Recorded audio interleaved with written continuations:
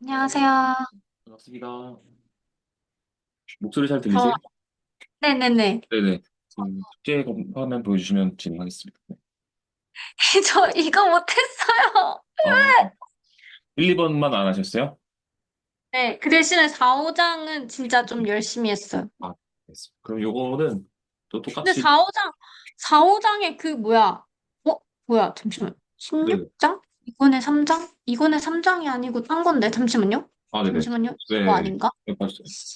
1월 1월 12일에, 12일. 여기에 이거 이것도 못했네. 이건 못하고, 네. 이거랑, 그다음에 이건데, 네. 이게 은근히 많았어요. 몰랐는데. 4, 2권이요? 5, 6, 7. 네. 잠깐만요. 4, 5, 6, 7이. 잠시만요, 잠시만요. 제가 우선 옮기고, 못한 거 다시 한번 말씀해 주시면은, 오늘 날짜로 네. 또 숙제 내어드릴게요. 근데 이번에 조금 열심히 했어요, 저. 네. 열심히 하신 거 확인해 보겠습니다. 네. 그리고, 잠깐만, 이 중에서 못 해주신 게 1, 2번이랑 또 뭐라고 하셨죠? 4번 4번. 못했어요. 네. 4번이 1권의 18장 질문. 아, 네, 알겠습니다. 요거는, 사실 요 질문은 사실 안 해주셔도 될 것 같고, 2번 해주셔야 될 것 같아요. 네. 얘는 그냥 시간 되시면 해주시고, 네, 그럼 이 두 개 숙제 검사 해보겠습니다. 네. 음, 있잖아요. 그, 4번 4장? 어, 최지양 스프링 입문 요책에 먼저 볼까요? 네, 제가 그 탭에 네. 열어놨어요. 아, 그, 더블 모니터 하신 거죠? 아니요? 근데 왜 제어가 안 되죠? 잠시만요. 네. 네, 해보세요. 네.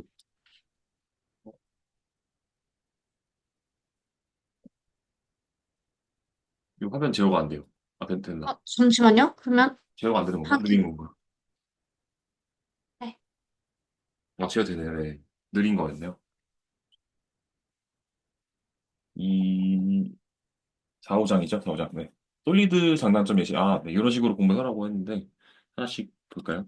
4장이 뭐죠? 이게 좀 제가 이번에 월수금을 3시간씩 공부를 했거든요. 네. 근데 그 진짜 그 장단점, 특징, 뭐 예시 이렇게 생각하면서 하니까 어렵죠. 진짜 시간 오래 걸리더라고요. 어렵죠. 어렵죠.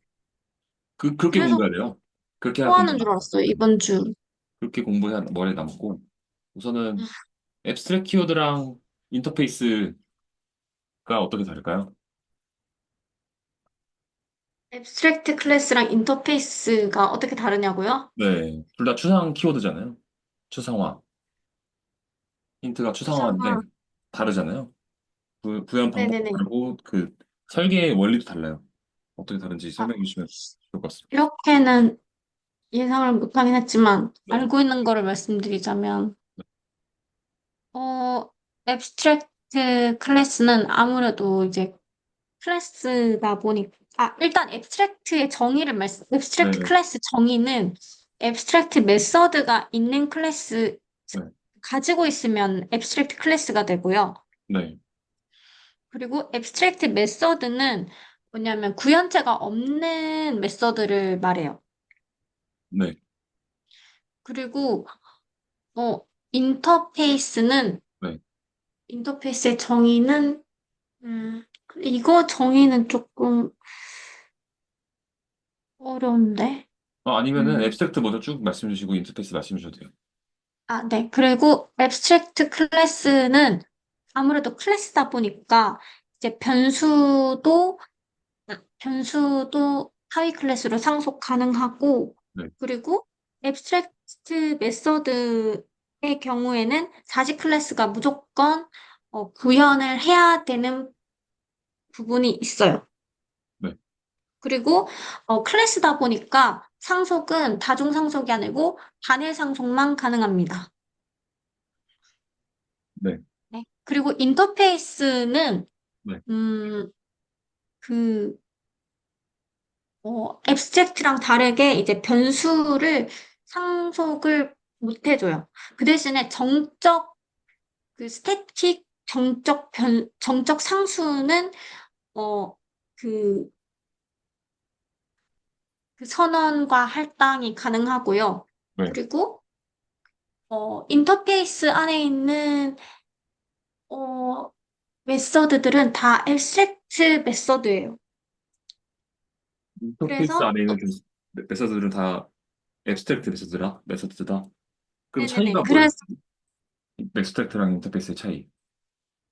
음, 차이는 앱스트랙트는 이제 단일 상속만 음, 되고 인터페이스는 다중 상속이 되고 네. 그리고 아까 말씀드렸다시피 앱스트랙트는 변수들도 다 상속이 되지만 인터페이스는 변수는 상속이 되지 않아요. 음. 그 할당은 그 선언만 할 수 있어요. 그럼 언제 인터페이스를 쓰는 게 좋을까요? 어, 그 아무래도 여러 개를 상속을 받아야 될 때, 저도 이거에 대해서 좀 생각을 음, 해봤는데, 네, 그, 약간 도메인과 상관없이 네, 그 다양하게 쓰일 수 있지만 공통적인 부분을 인터페이스로 쓰는 게 좋을 것 같아요. 예를 들어서 네, 로깅 기능 같은 경우에 네, 이제 한 클래스에서만 사용하는 게 아니라 이제 다양한 클래스에서 사용할 수가 있잖아요. 네.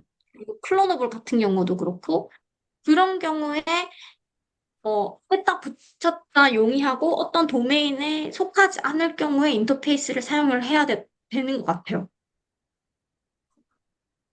고객 말고 혹시 하나 더 말씀해 주실 수 있나요? 이시로요? 네. 언제 쓰는 게 로깅 좋을까요? 말고요? 네, 클로너블이랑 네. 그 다음에 뭐가 있지? 러너블도 해당이 될 수 있을 것 같아요. 음, 네. 네. 그러면 언제 앱스트랙트를 써야 될까요? 앱스트랙트는 이제 상속을 하려고 하면 이제 구체적인 클래스들에서 공통적인 부분을 네, 뽑아서 쓰는 추상화를 해야 되는데, 네, 근데 이제 상위 클래스에서 구체적인 구현체를 어, 정의를 못할 때가 있어요. 예를 들어서, 어, 만약에 뭐, 구체적인 클래스로는 뭐, 새가 있고, 고양이랑 강아지가 있어요. 네, 근데, 고양이는 뭐, 야옹하고, 강아지는 멍멍하는데, 네. 거기서 이제 동물 클래스에서 운다라는 그 함수의 구현이 애매하거든요. 음, 네, 그럴 때는 앱스트랙트 함수를 써서 그 자식 클래스에서만 구현을 할 수 있게 해두는 거예요. 음. 네. 그 방금 고양이랑 강아지가 왜 나왔죠? 그 부분이 살짝 이해가 안 돼가지고. 왜냐면 그 예시를 든 거예요. 그 동물 상위 클래스에 네, 네, 상속받는 자식 클래스가 고양이랑 강아지가 있잖아요. 네, 네, 근데 운다라는 그, 어, 그 추상 메서드가 있는 거예요. 네, 그리고 그걸 그러니까 고양이 클래스에서 오버라이드를 하면 야옹이 나오는 거고, 네, 그리고 강아지 클래스에서 오버라이드를 하면 멍멍이 되잖아요. 네. 근데 그걸 이제 동물 클래스에서 운다의 그 구체적인 구형 코드는 사실 딱히 없잖아요. 음, 그럴 때 이제 앱스트랙트 클래스를 써야 되는 거죠. 네, 거의 다 아시는 것 같아요. 네. 언제 써야 되냐면, 그 더 이상 추가 기능이 개발되지 않아, 필요하지 않을 때. 그러니까, 자동차 같이 계속 신기술이 발달해가지고, 지금은 없지만 물을 달리는 자동차, 하늘을 나는 자동차, 이런 게 생길 수 있잖아요. 네. 그래서 그 자동차인데 인터페이스로 다중상속을 받아서 날개를 다는 거예요. 일반 차에다가. 근데 고양이는 날개를 달 수가 없잖아요. 근데 사실 음, 고양이도 엄밀히 따지면은 진화할 수도 있긴 해요. 지금은 없는데 네. 모르죠. 저도 뭐 생명과학이 발달해가지고 얘가 갑자기 뭐 알약을 먹어가지고 날개가 생길지 모르죠. 하지만 네. 생명체가 자동차보다는 덜 진화하잖아요. 빠르게. 그래서 개발자 네. 입장에서는 확장성이 떨어질 때 그때 앱스트랙트를 음, 씁니다. 네, 어떤 의미인지 확장성이 이해하시겠죠? 떨어질 때. 네, 이거 확장성, 적어주세요. 네네. 그러니까 확장, 이걸 그러니까 성, 보통 비즈니스 로직이라 해요. 비즈니스 로직이 개발해야 할 비즈니스 로직이 확장성을 고려하지 않아도 될 때 개발해야 할 음, 그러니까 이런 표현들을 아셔야 될 것 같아요. 설명하실 수 말씀하실 수 있어야 될 것 같아요. 예시는 잘 말씀하시거든요. 분명히.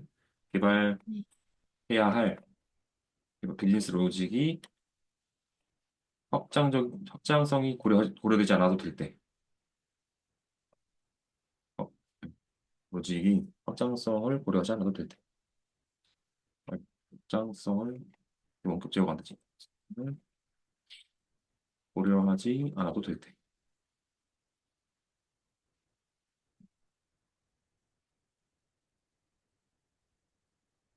그럼 파이널 키워드는 어떤 키워드인가요? 파이널은 일단 불변을 뜻하는 거고요. 네. 그리고, 어, 파, 말해도 되나요? 네네, 계속 키워드만 말씀하세요. 말하면 그거 끝인데, 이제 파이널이 붙을 수 있는 곳은 네. 클래스랑 변수랑 음, 메서드에 붙을 수 있어요. 음, 그리고 클래스에 만약에 파이널이 붙는다? 네. 그랬을 때는 뭐 자식을 그 자식 클래스를 만들 수가 없어요. 음, 그리고 네. 그 네, 변수에 파이널이 붙는다. 그랬을 때는 이제 값을 변경할 수 없는 상수가 되는 거고요. 네. 그리고 메서드에 파이널이 붙는다. 그랬을 때는 오버로딩은 되나 오버라이딩이 안 돼요. 음, 그래서 이거 왜 필요하냐? 네, 오, 했을 좋습니다. 네. 때 그 뭐지? 그러니까 본래 그 기능이 변질되지 않기 위해서 쓰는 거예요. 그래서 예를 들어서 네. 뭐 스트링이 파이널 이 클래스예요. 네. 그랬을 때 만약에 스트링을 만약에 어떤 하위 클래스에서 상속을 받고 스트링의 그 내용 뭐 예를 들어서 스트링이 그 불변 객체라고 하더라고요. 네. 근데 만약에 하위 클래스에서 그 불변 객체 속성을 깨버릴 수가 있어요. 그러면 네. 그 스트링의 그 의도한 불변 객체를 깨버리면 의미가 없기 때문에 그래서 상속을 못 받게 파이널로 음, 한 거예요. 네. 그리고 좋습니다. 그 네. 예시로 그 스트링도 좋은데 그 디자인 패턴 중에 어 잠시만요. 디자인 패턴 중에 용어가 갑자기 생각이 안 나서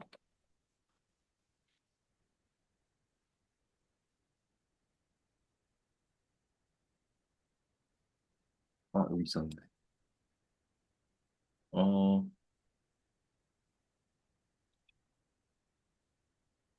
네, 싱글톤 패턴이 파이널 키워드를 써요. 싱글톤 패턴이 혹시 뭔지 아세요? 오늘 숙제는 있었나? 없어요.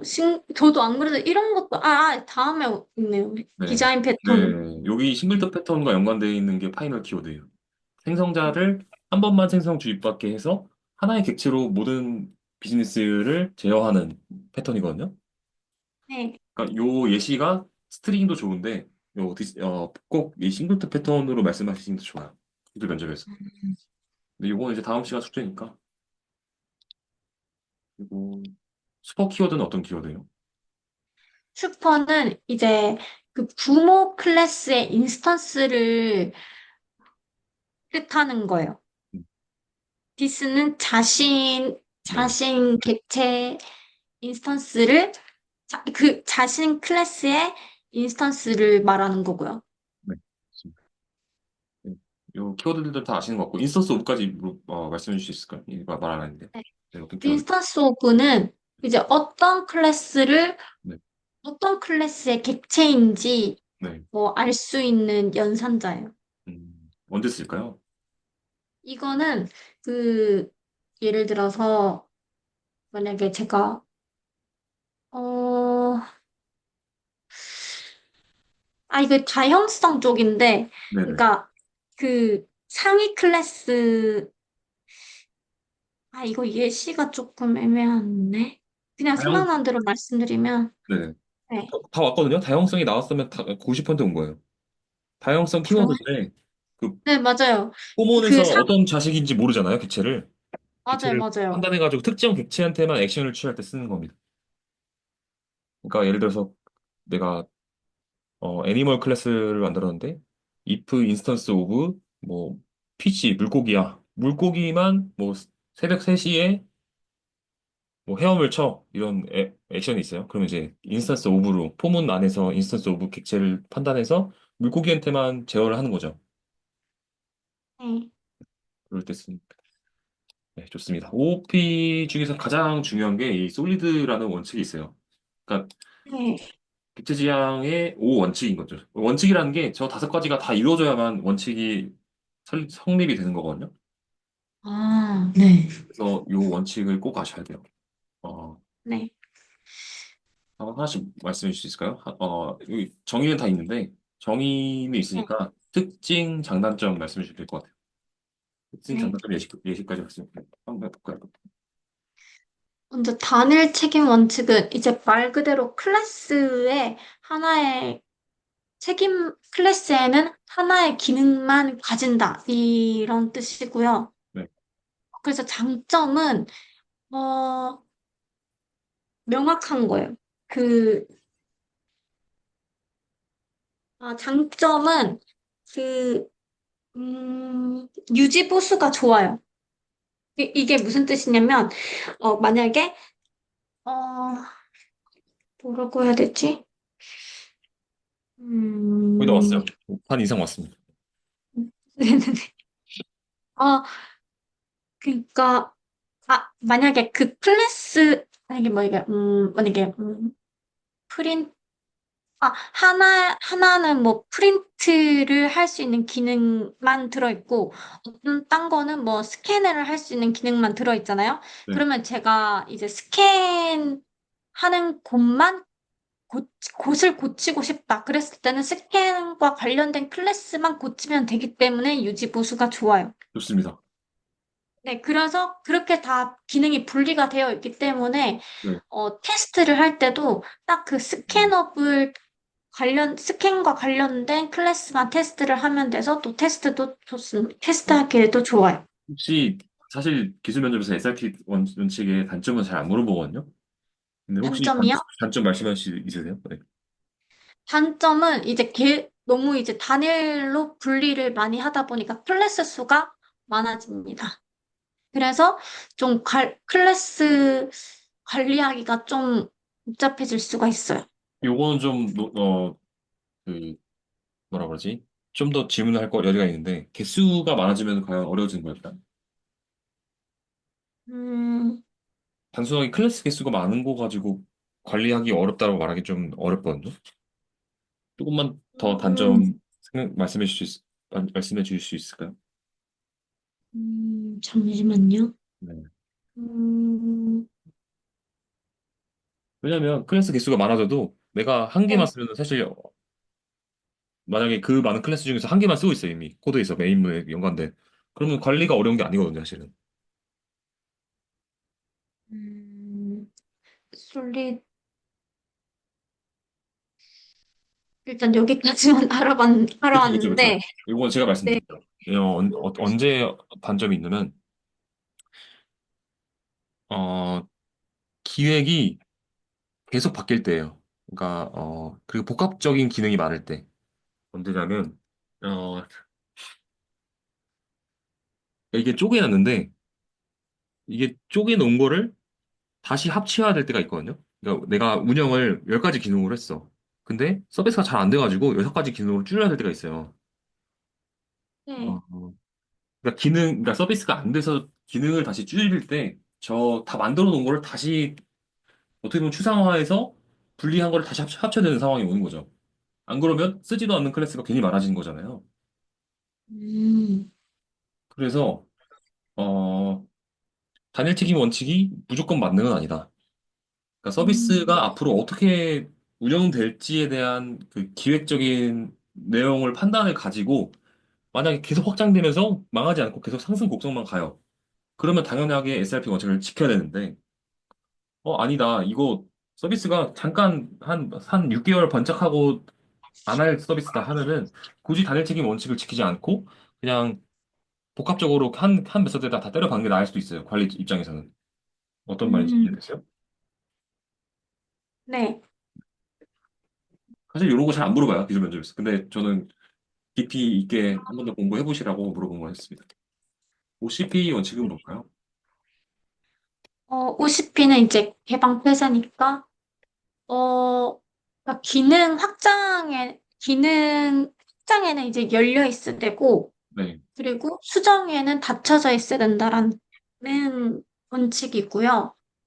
그래서, 장점은 아무래도, 음, 그러니까 기존 코드를 변경을 하지 않고, 기능을 추가만 하는 거니까, 기존 코드에 대한 테스트를 굳이 하지 않아도 돼요. 그러니까, 코드가, 기존 코드를 변경을 하지 않았으니까, 변경에 대한 버그 발생률도 적어서 코드가 안정성이 좀 있다. 그 확장과 수정이 어떻게 달라요? 확장은 무엇이고 수정은 무엇일까요?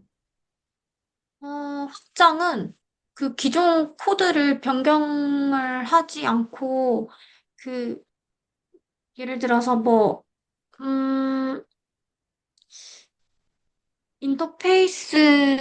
인터페이스를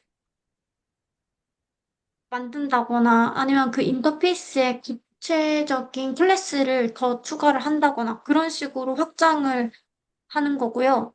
그리고 수정은요? 네네. 수정은 그 기존에 있던 코드들은 건들지 않는 거예요. 수정이 기존의 클래스의 기능을 건드는 거 아닌가요? 수정이 닫혀 있다. 그러니까 그걸 못하게 한다. 기존 아, 클래스의 수정을 막는다. 기존 클래스의 네. 수정을 막는다?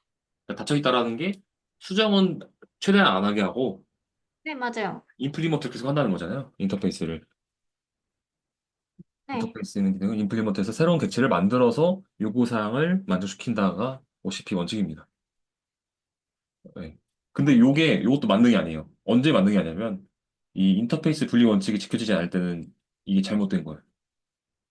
그래서 베이스클리 원칙이 지켜지지 않을 때. 네, 인터페이스 분리 원칙이 뭔지 먼저 해볼까요? 여기 정의, 특징, 단가점, 여기 정의도 말씀해 주세요. 정의는. 정의는 하나의 인터페이스가 아니라 여러 개의 인터페이스로 분리해서 사용하는 게 좋다라고 저는 일단 이해했고요. 맞아요. 그러면 장점이 뭐죠? 네.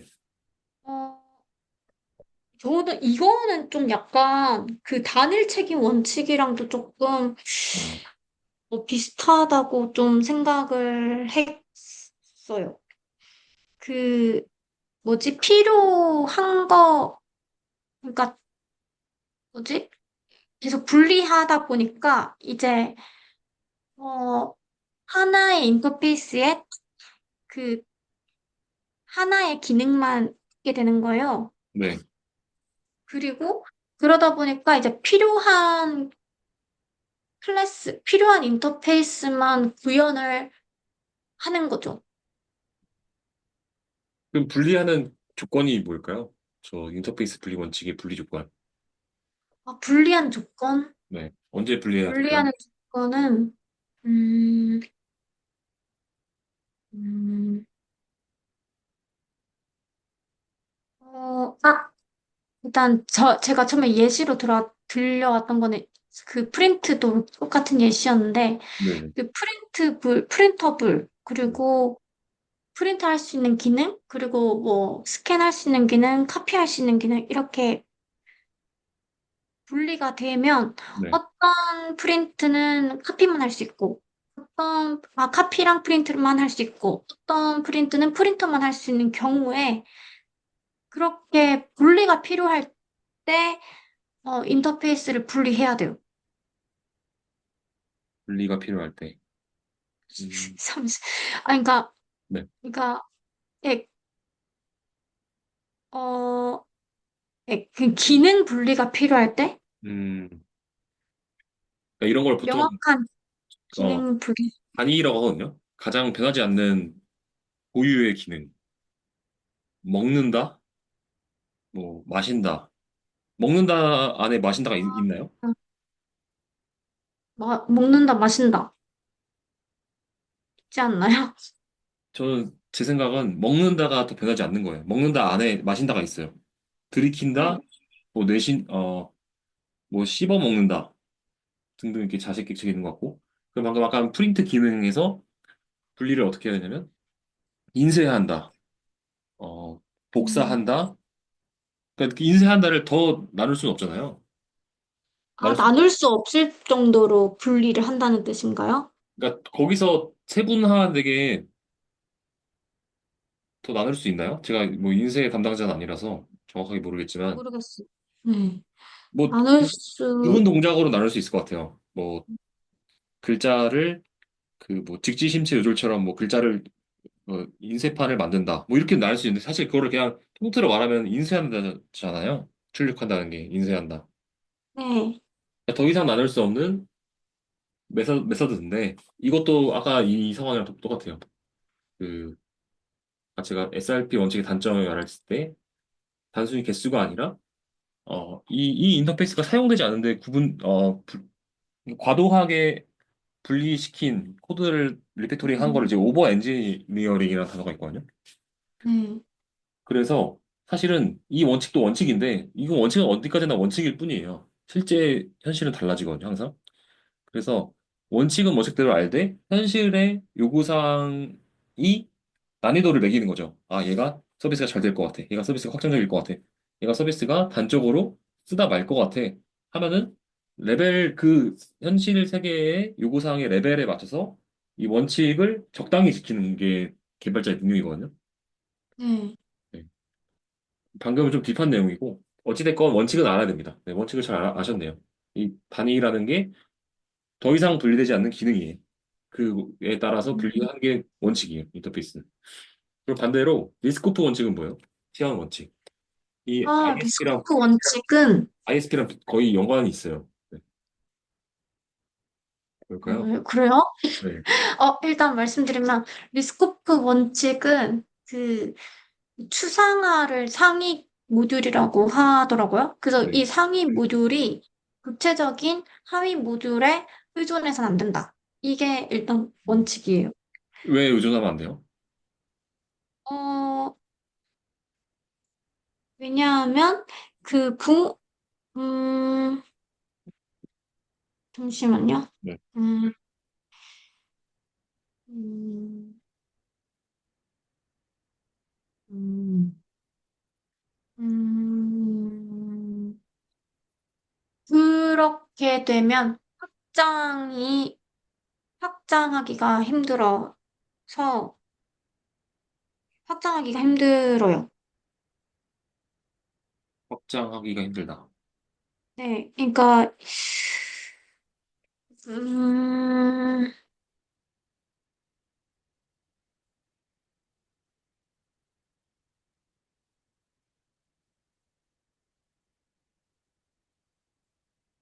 네, 그 말이 결국에는 다양성에 위배된다는 말이에요. 다양성에 위배된다. 네. 아, 네, 같은 말이에요. 네. 똑같은 표현이지만 다양성에 위배된다는 말이 좀 더 정확해요. 어, 음, 그러면은 어떻게 보면 객차지향적으로 짤 수가 없는 거죠. 리스크 오프 치안이 안 되면. 그 정의를 조금, 특징을 좀 더 말씀드리면 얘는 그러니까 자식인데 약간 그런 거죠. 오리 가족이 10마리가 있는데 아빠 오리, 엄마 오리, 자식 오리 8마리인데 8마리 중에 7마리만 자식 오리고 한 마리가 거위예요. 그럼 걔는 사실 리스크프 치안 원칙이 위배된 거죠. 그냥 입양한 거잖아요. 어떻게 보면 자기 자식이 아닌데 네, 그러다 보니까 항상 제어를 할 때 오리가 아니네? 그러면 이런 조건이 들어가야 되는 거예요. 제어할 때 무슨 액션이 하나 더 들어가요. 그러다 보니까 다양성을 할 수가 없고 얘만 클래스를 또 따로 빼서 어떻게 제어해야 되는 거거든요. 네, 치환이 안 되는 거죠. 그러니까 자식이 더 특징이 많은 거예요. 부모보다. 원래 부모 거를 다 상속받아서 호환이 돼야 되는데 호환이 안 되는 거죠. 그러다 보니까 제어할 때 항상 뭐 인스턴스 오브 같은 특정 객체냐 아니면 그 클래스만 추상화가 안 되니까 그 부모 변수를 표시를 못하니까 또 다른 클래스를 만들어서 제어를 해야 되는 거죠. 그래서 단점은 다양성을 이루지 않았기 때문에 객체 지향적으로 코드를 짤 수가 없어진다. 같은 단점입니다. 그러니까 치환되게끔 추상화를 잘해서 하위 클래스는 항상 상위 클래스에 대체될 수 있게끔 짜라는 말이에요. 혹시 이해되시나요? 아, 이게 제일 어려웠어요. 리스코프. 또 좀 더 다른 예시를 좀 더 물어볼까요? 어려우셨다고 하시니까. 일단 제가 이해한 거는요. 네, 그 리스코프 치안 원칙이 그 뭐지 상위 클래스가 의도한 거를 네. 하위 클래스에서 그 변경 그 의도대로 어 이행해야 된다. 왜 이해가 되죠? 아, 그게 그 리스코프 치안 원칙이라고 생각했는데 그러니까 뭐냐면 교치되지 않으면 어, 다양성을 위배하기 때문이에요. 그래서 위배면 되지 않아야 된다는 거예요. 결국엔 얘도 다양성이 조건 중에 하나인 거죠. 음, 그러니까 이 치안이 안 되면 사실 맞아. 부모 변수를 표시를 못 하잖아요. 맞아. 부모 클래스의 객체를 자식 클래스의 객체로 교체할 수 있어야 된다. 그 말이 부모 변수로 자식 객체를 제어할 수 있어야 되는데 그럴 수 없어지는 거죠. 리스코프 치안 원칙이 위배되면. 그러면 이제 객체 지향의 장점이 없어지는 거예요. 음, 결국엔 절차 지향적으로 짜는 거죠. 다 스트럭트 구조체로 모든 걸 다 하나하나 예전에 말씀드린 것처럼 뭐 동물원의 모든 클래스들을 포문에다 넣을 수 없고 그 포문이 클래스가 계속 확장될 때마다 곱하기 n 코드가 되는 거예요. 네. 그래서 치환을 꼭 상위 클래스가 하위 클래스를 할 수 있게끔 구조를 짜야 된다. 그런 의미입니다. 이 원칙은. 클래스. 이 리스코프랑 좀 약간 반대되는 개념이에요. 의존 역전 원칙은 뭘까요? 어, 어, 제가 잘못, 잘못 설명을 했나 봐요.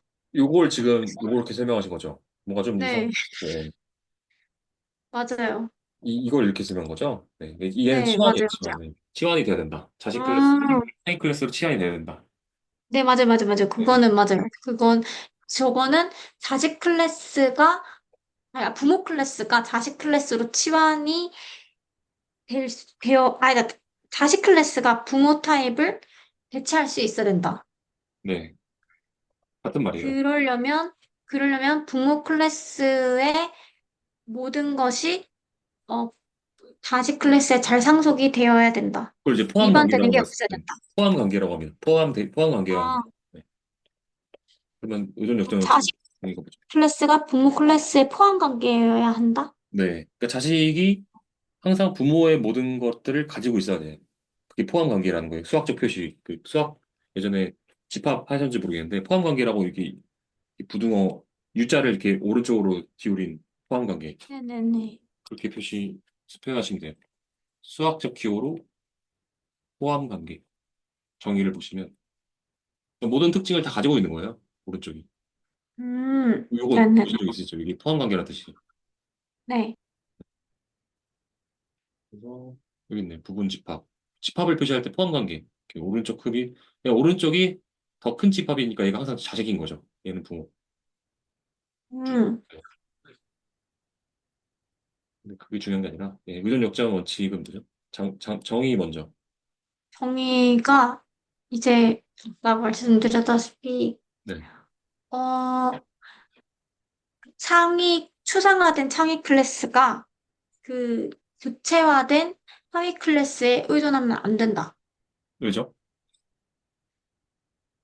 그, 만약에 구체적인 클래스에 의존을 하게 되면, 기능을 확장하기가 어려워요.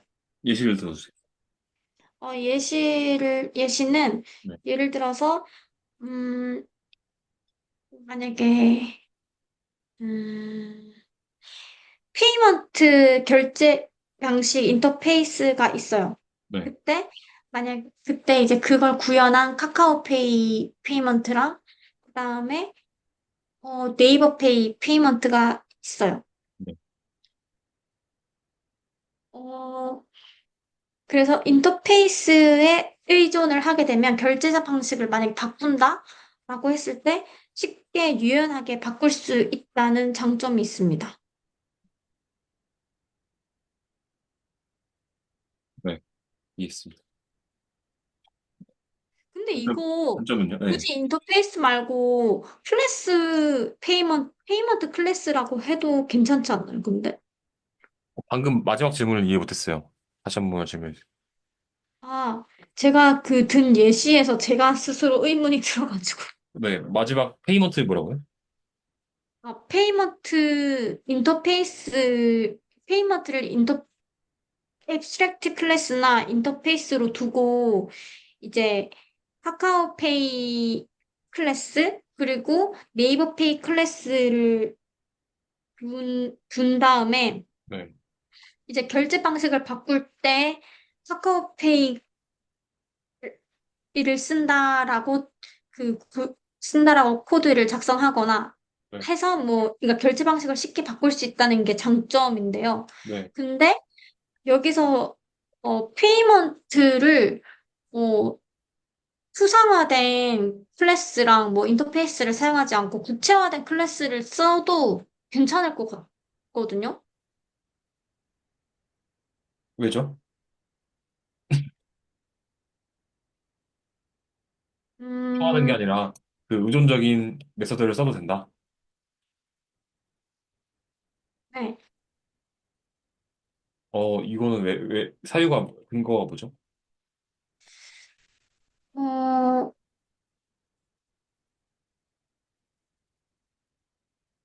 네, 이게 질문이었던 것 같아요. 네. 네, 맞아요. 추하는 게 아니라, 네. 어,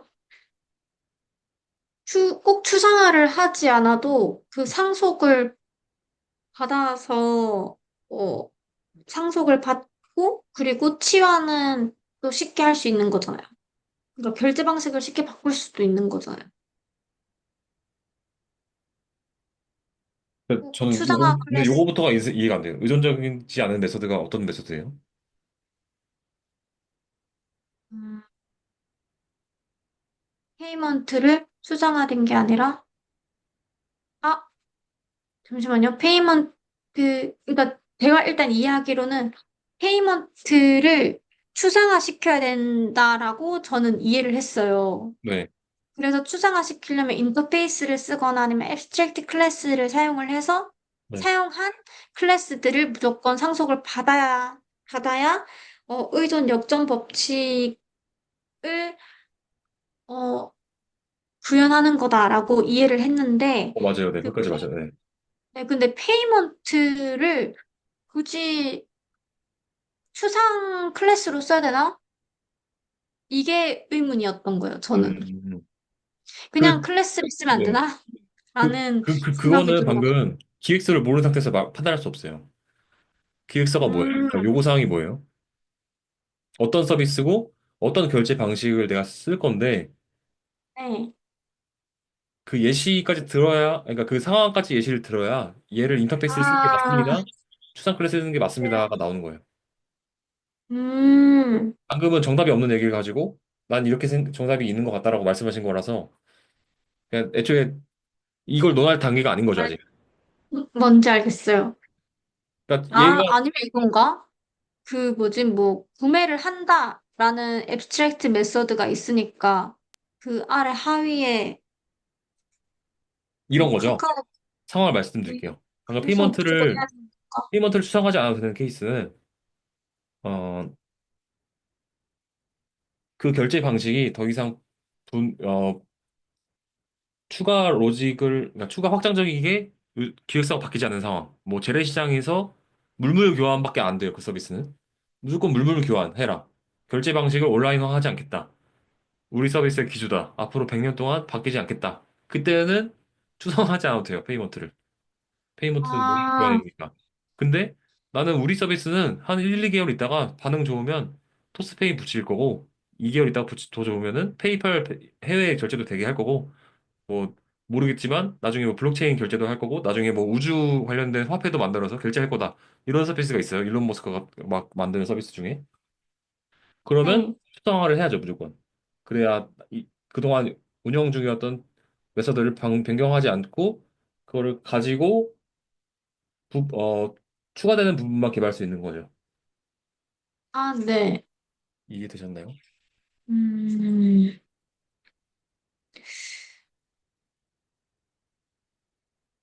일단 이해하기로는, 그냥 제가 이해하기로는, 페이먼트 클래스에 만약에 뭐 계산한, 계산한다라는 앱스트랙트 메서드에 명확한 구체적인 코드가 없고, 그리고 그 계산한다 메서드를 구현하는 곳이 카카오페이랑 네이버페이가 있는데, 그럴 경우에는 앱스트랙트 클래스를 사용을 해야 되는 거고요. 네. 근데 만약에 어 계산한다는 그냥 픽스인 거예요. 계산한다는 거는 뭐 카카오페이로 하든 네이버페이로 하든 상관없이 뭐 돈으로만 계산을 해야 된다라고 픽스가 되어 있고, 그 외에 카카오페이로 구매를 했을 때 뭐 포인트 카카오페이로 구매를 했을 때는 뭐 포인트를 얻을 수 있고, 네이버페이로 구매했을 때는 뭐 상품을 수령할 수 있고, 뭐 이렇게 좀 추가적인 부분만 있을 때는 그냥 클래스로 구현해도 될 것 같아요. 네. 예, 알겠습니다. 이 책은 다음 숙제는 6장 읽어보시면 돼요.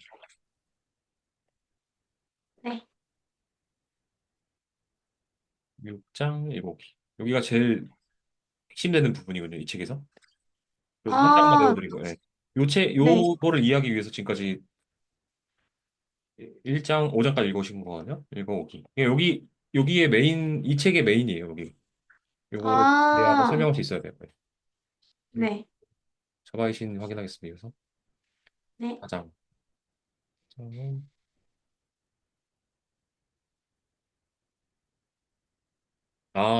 이제 자료 구조 나왔군요. 여기서부터 네, 진짜, 자료 구조가, 여기서부터가 진짜 면접 물어볼 게 많아요. 아, 어, 양이 너무 많았어요. 네. 리스트 들어가기 전에 자바의 자료 구조 인터페이스를 혹시 설명해 줄 수 있나요? 자료 구조 인터페이스는 먼저 컬렉션이랑 맵으로 네. 나뉘어져 있고요. 각각의 특징이 컬렉션의, 있어요. 네. 컬렉션의 특징과 맵의 특징. 컬렉션의 특징은 이제 단일 요소에 단일 요소를 조작하는 클래스랑 인터페이스의 집합이고요. 네. 그리고 맵은 키와 밸류를 기반으로 이제 조작하는 클래스의 인터페이스 집합이라고 보시면 됩니다. 요 도대체 물어보기 전에 키밸류를 왜 써야 될까요? 키 밸류요? 요 형태를 왜 써야 될까요? 필요성. 키 밸류의 필요성? 음, 굳이 그 순서는 필요가 없고, 네. 어, 키- 이건 어떻게 보면 맵이 왜 필요하냐가 네. 되는 건데, 맞아요. 왜 필요할까요? 에, 그,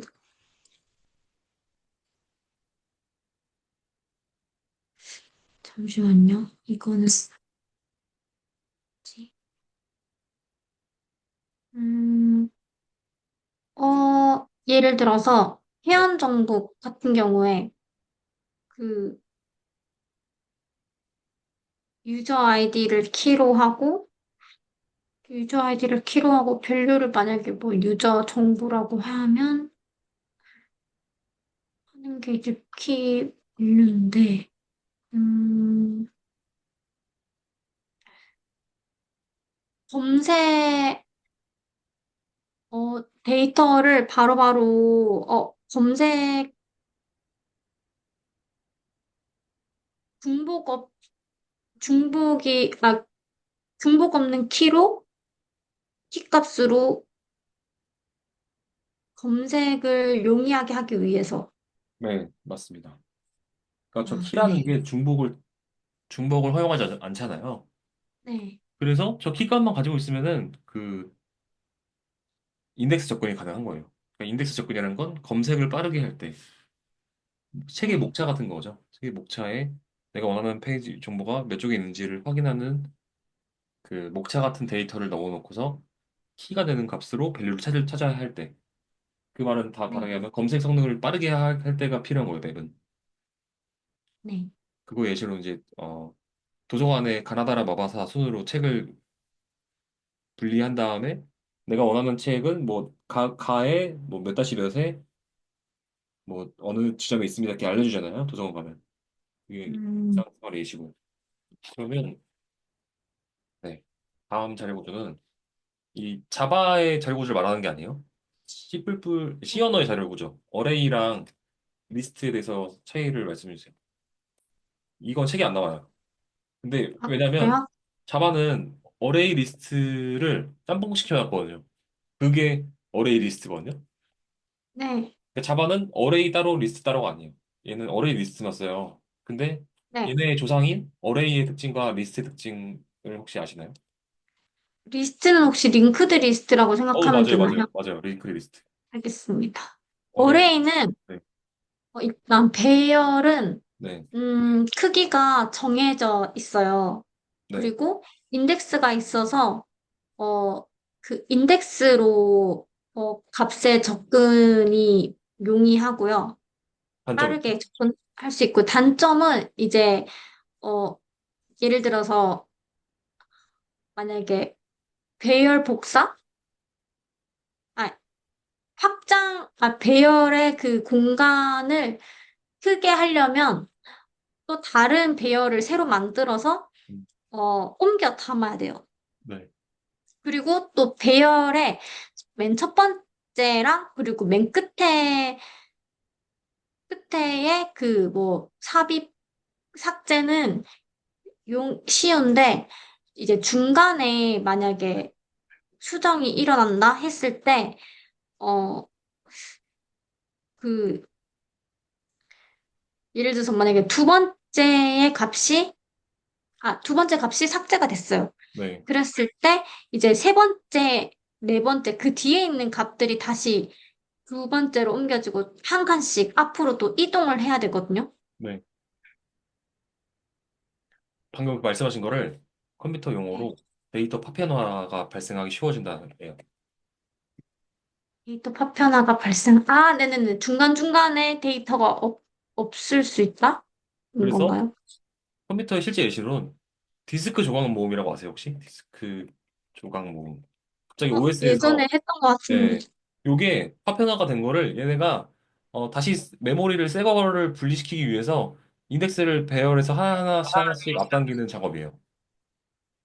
음, 같은 말이에요. 이게 같이 배열로 되어 있는 거예요, 디스크가. 배열인데 내가 안 쓰는 부분들을 다 널찍했는데 중간중간에 파편화 때문에 새로운 걸 할당할 수가 없는 거예요. 그래서 디스크 조각 모음해가지고 새로운 디스크를 발생시키기 위해서 배열을 재조합하는 거죠.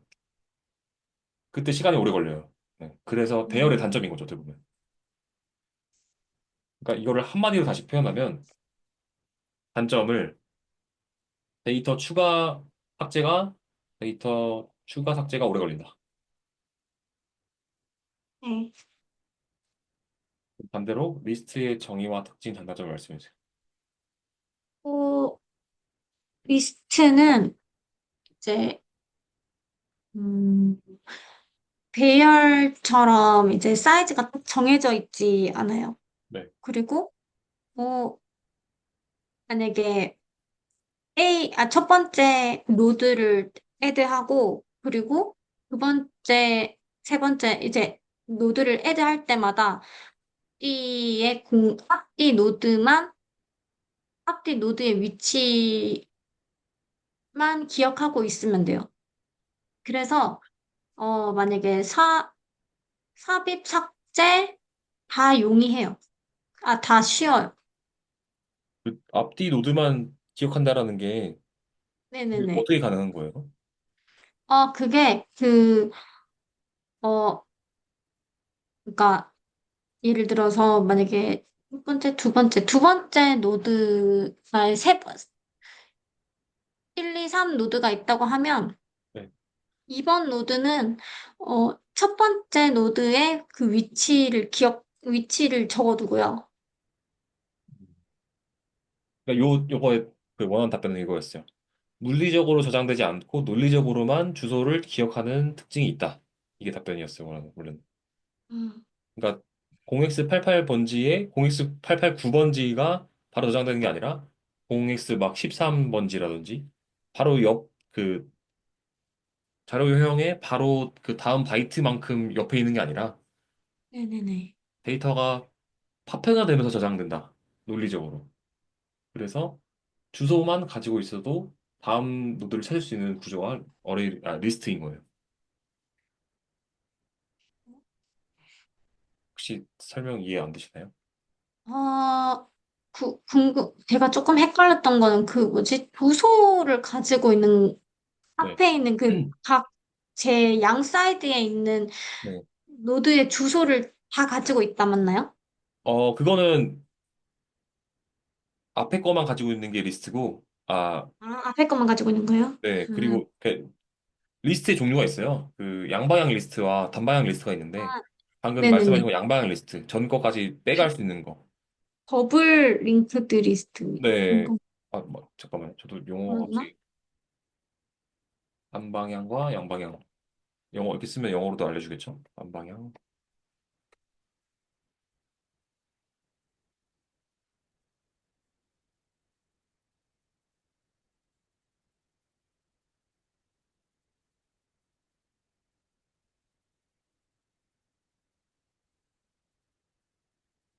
싱글 리스트, 더블 리스트, 네, 링크드 리스트. 네, 맞네요. 단방향은 앞에 노드만 아는 거예요. 그래서 뒤로 알 수가 없어요. 한 번 조회하면 다시 포문을 돌아야만 내가 찾는 노드를 찾을 수 있는 거죠. 반대로 양방향은 내가 앞에 거 갔다 다시 뒤로 갈 수 있는 거예요. 음, 그래서 노드를 순회할 때 백이 되는 거죠. 대신 데이터를 더 많이 저장해야겠죠. 프리 노드의 네. 전 노드의 주소까지 알고 저장해야 되니까. 장단점이 있는 거예요. 네. 네. 이걸 물어보신 거 맞죠? 그리고, 네. 그리고, 검색은 좀 리스트가 배열보다 느려요. 네, 좋습니다. 아까 네. 말씀드렸다시피 순회를 해야 돼가지고, 네. 그러면 자바의 어레이 리스트 특징은 뭐예요? 자바의 어레이 리스트 특징은, 음, 아무래도 배열의 장점인 그 인덱스를 가지고, 접근할 수 있다는 점이 있고요. 네. 그다음 리스트의 장점이 이제 확장성이 있다는 거예요. 근데 그게 그, 논리적으로, 말로는 이해가 되는데, 어떻게 그게 가능한 건가요? 이게 기본적으로 어레이 리스트가 10개의 어레이 리스트를 생성을 하게 되면 기본적으로 10개의 배열 크기를 갖는데 네, 만약에 11개의 값이 들어가게 된다면 네. 어, 내부적으로 10개에서 5개를 더 추가를 해서 15개의 공간을 확보하고 또 복사를 해서 어, 11개의 값을 저장할 수 있게 해줘요. 우선 방금 말씀하신 개념이 로드 팩터 개념이거든요? 로드 팩터? 네. 이거 본 것 같은데. 네. 근데 그 개념이 디폴트는 2배예요. 그래서 아까 방금 말씀하신 건 10개였으면 20개로 늘어나고요. 근데 그 로드 저 팩터를, 이거, 네. 그런가? 그거 봤었을 땐 그거였는데, 벡터가 9배고, 어, 어레이 리스트가 50%였던 걸로 그래요? 기억했어요. 물어볼까요? 어레이 리스트. 로드 팩터,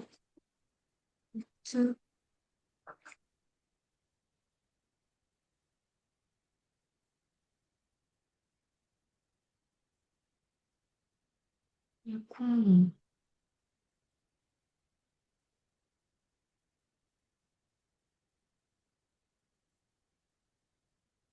한글로 써서 얘가 못 알아들 수 있겠네요.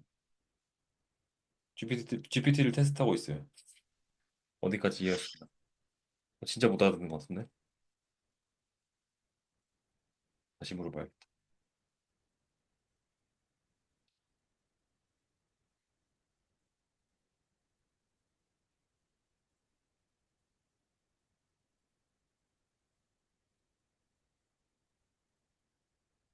음, 근데 얘기가 그리고, 뭐야? 중지 버튼이 없죠? 물어볼 그러게요. 때가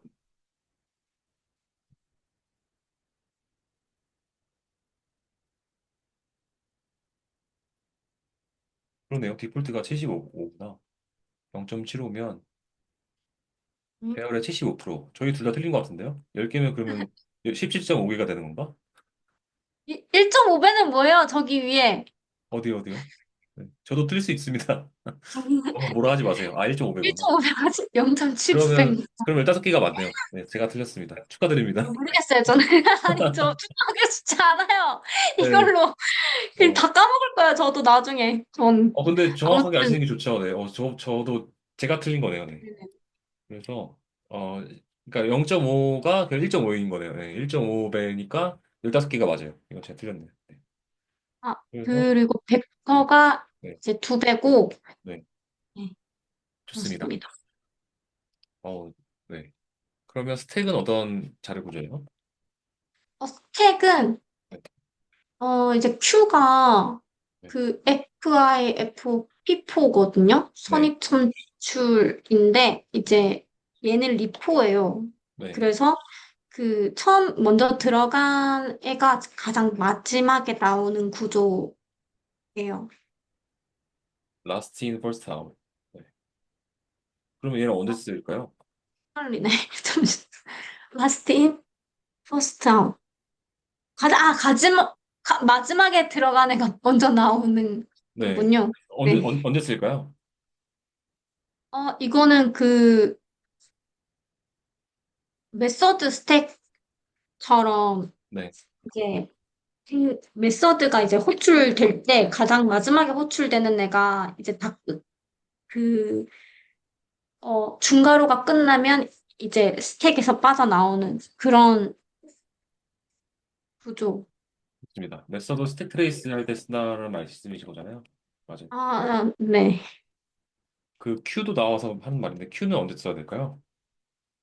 Q는 이제 프린트 할 때, 프린트 대기열, 그리고 또 콜센터 그 대기 순 기다리는 거? 그럼 Q가 대기 기다리는 게 왜 필요해요? 어, 기다리는 게 왜 필요하냐고요? 대기열이 왜 필요할까요? 일상생활에서. 저희가 화장실 막 줄 길면은 일자로 서가지고 기다리잖아요. 네. 그걸 기다리지 않으면 어떻게 되죠? 기다리지 않으면, 음, 기다리지 않으면? 뭐, 뒤죽박죽 될 것 같은데요?